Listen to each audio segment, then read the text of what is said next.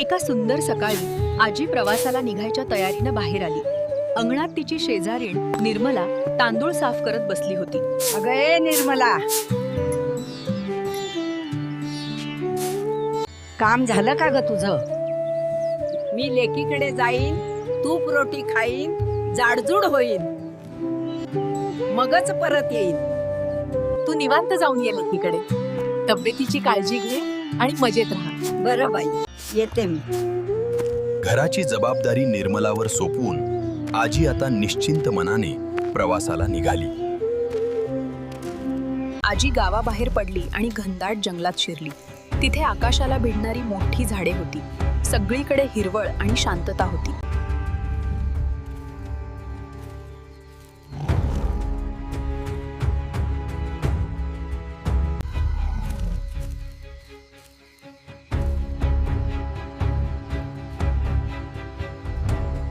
बापरे, किती घनदाट जंगल आहे हे. सूर्यप्रकाश सुद्धा खाली येत नाहीये.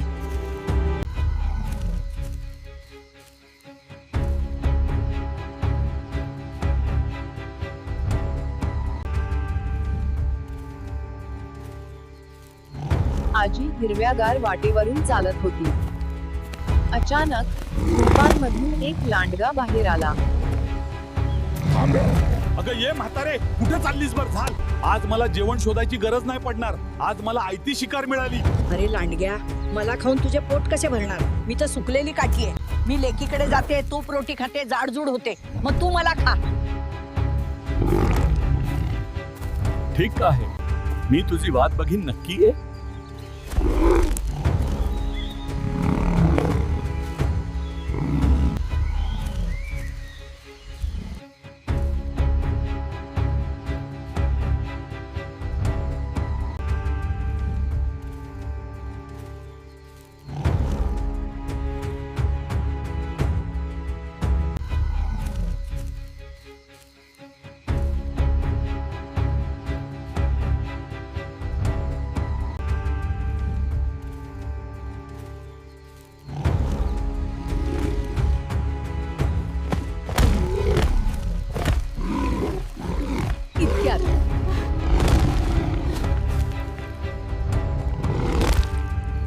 एका मोठ्या झाडाच्या मागून वाघ धिप्पाड वेगाने समोर आला.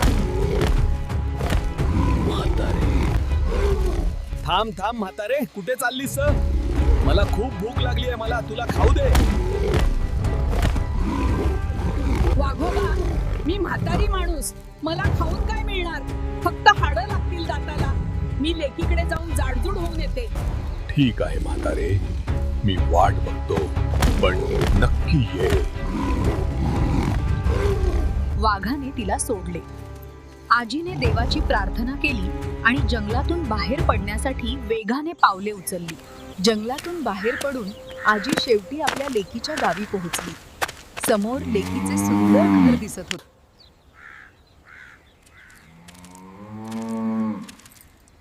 अगं आई, तू आलीस.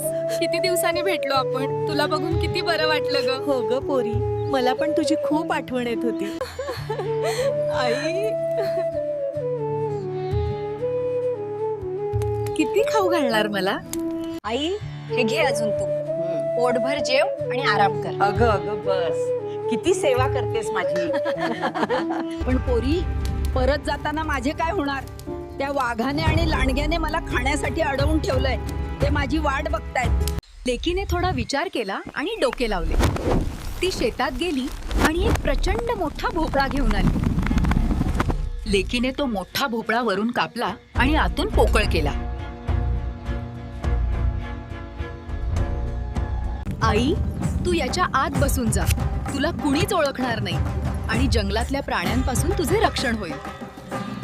आजी त्या पोकळ भोपळ्यात जाऊन बसली. लेकीने वरून झाकण लावले. बरं पोरी, निघते मी आता. काळजी घे. आजी त्या पोकळ भोपळ्यात जाऊन बसली आणि प्रवास सुरू झाला.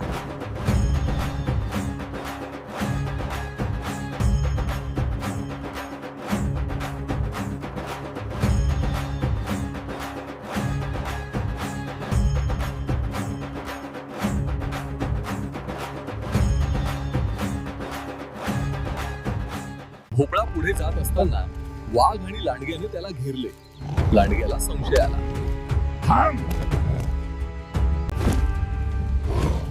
तुम्ही खूप ताकदवर आहात, पण आधी हे ठरवा की माझं डोकं कोण खाणार गे. मी जंगलाचा राजा आहे, डोकं तर मीच खाणार. नाही, शिकार आधी मी बघितली, डोकं मीच खाणार. वाघ आणि लांडगा म्हणाले, मी खाणार. दोघांमध्ये भयंकर भांडण झाले. मी जंगलाचा राजा आहे, डोकं तर मीच खाणार. नाही, शिकार आधी मी बघितली, डोकं मीच खाणार. मी खाणार, मी खाणार. दोघे एकमेकांवर झेपावले. त्यांच्यात जोरदार लढाई सुरू झाली. मी जंगलाचा राजा आहे, डोकं तर मीच खाणार. शिकार आधी मी बघितली, डोकं मीच खाणार. प्राण्यांच्या भांडणाचा फायदा घेऊन आजी तिथून सटकली.